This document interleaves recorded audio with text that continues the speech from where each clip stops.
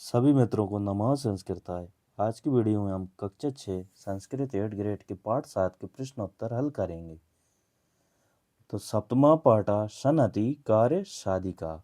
पाठ का नाम है सनति कार्य साधिका, मतलब कि एकता के द्वारा हम किसी भी कार्य को सिद्ध कर सकते हैं।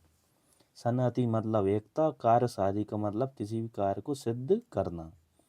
तो एकता से संबंधित इस पाठ में क्वेश्चन आंसर दिए हैं। तो सबसे पहले इसमें सही विकल्पों को हल कीजिए। इसमें ये शरीर के अंग भी दिए हैं। जिस प्रकार ये शरीर के अंग मिलकर पूरे शरीर के कार्यों को संपन्न करते हैं, उसी प्रकार एकता के साथ किसी भी कार्य को सफल किया जा सकता है। प्रश्न क्रमांक 1 है बहुवी क्रीट के एव भक्ति। बहुवी क्रीट के एव भक्ति, तो उत्तर हो जाएगा क्रीडनम। दूसरा क्वेश्चन है वयम मुकेन न कुर्मः, मतलब हम मुख से कौन सा कार्य नहीं करते हैं, तो उत्तर हो जाएगा चलामः। तीसरा क्वेश्चन है पुष्पैः मालाया निर्माणम भवति, वाक्य तृतीय विभक्ति युक्त पदम अस्ति। पुष्पैः मालाया निर्माणम भवति में कौन सा वाक्य तीसरी विभक्ति में है, तो उत्तर हो जाएगा पुष्पैः, ये तीसरी विभक्ति का वाक्य है। चौथा क्वेश्चन है अधोलिखित विकल्पेषु तृतीय विभक्ति न अस्ति।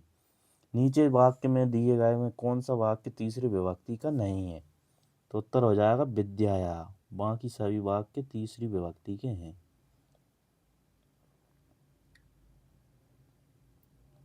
पांचवा क्वेश्चन है एकेन एकेन बिंदुना घटा पूर्णता भक्ति वाक्य एकेन पदे विभक्ति अस्ति। इस वाक्य में मतलब एकेन कौन सी विभक्ति में है, तो इसका उत्तर हो जाएगा तृतीय विभक्ति।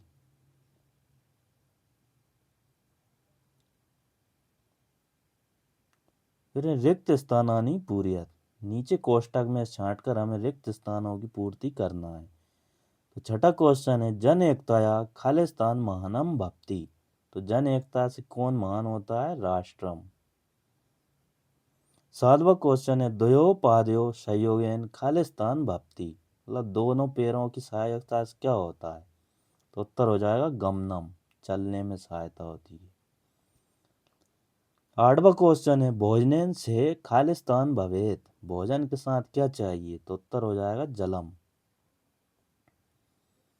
नवा क्वेश्चन है वृक्षै वनस्य खालिस्तान भवति। तो वृक्षों से वन क्या होता है, तो निर्माणम, वृक्षों के मिलने से ही बहुत सारे क्या होता है, वनों का निर्माण। 10वां क्वेश्चन है सदस्य खालिस्तान सम्मेलनम भवति। तो सदस्यों के पहुंचने से सम्मेलन में क्या आती है, तो उत्तर हो जाएगा प्रवाह, मतलब कि चमक। सदस्यों के होने से ही सम्मेलनों की चमक होती है या प्रवाह होती है।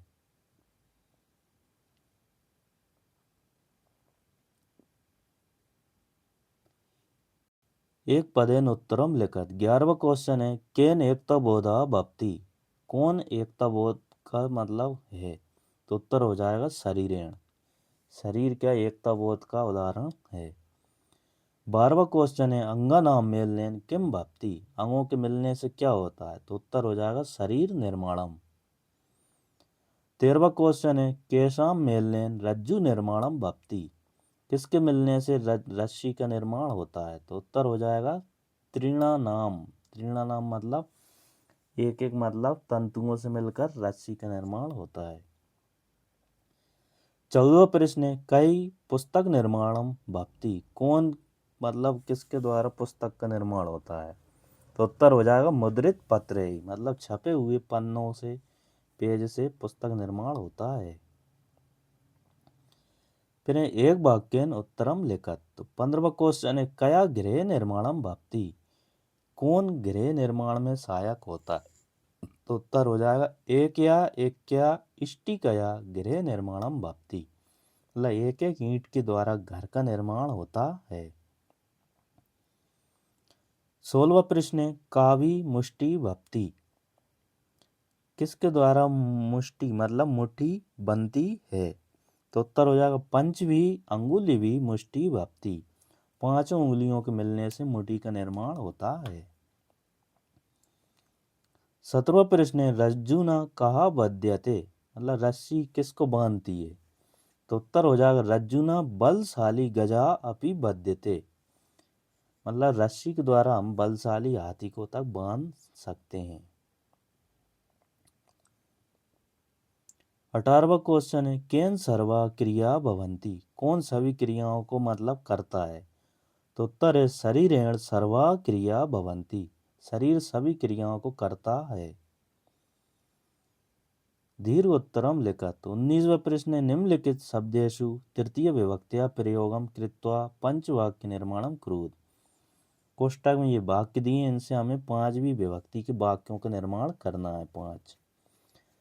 तो वाक्य निर्माण में पहला वाक्य हो जाएगा शरीरेण सर्वा क्रिया भवंती, दूसरा हो जाएगा छात्रा संयोगेन कार्यम करोति, तीसरा वाक्य भक्ता जिव्या ईश्वरम भजति, चौथा है हेम हस्तेन लिखामी, और 5वां वाक्य मालाकारा पुष्पै मालाम रचयति।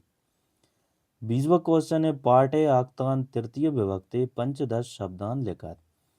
पाठ में आई हुई तीसरी विभक्ति के मतलब पंचदश मतलब 15 वाक्य शब्दों को यहाँ पर लिखिए। तो पहला वाक्य यथा शरीरेण दिया हुआ है, तो दूसरा होगा मेलनेन, तीसरा संयोगेन, चौथा मुकेन, 5वां घटेन, छठा एकेन, 7वां जनेन, 8वां निपातेन चंदनेन, 10वां भोजनेन, 11वां हुआ ज्ञानेन, 12वां मुंडनेन, 13वां होगा त्यागेन, 14वां शीलेन और 15वां गुणेन। इन सभी शब्दों में तीसरी विभक्ति का प्रयोग हुआ है। तो मित्रों, इस पाठ के ये क्वेश्चन आंसर हल हो गए हैं। अगली वीडियो में हम अगले पाठ के प्रश्न उत्तर हल करेंगे। सभी मित्रों को नमः संस्कृताय।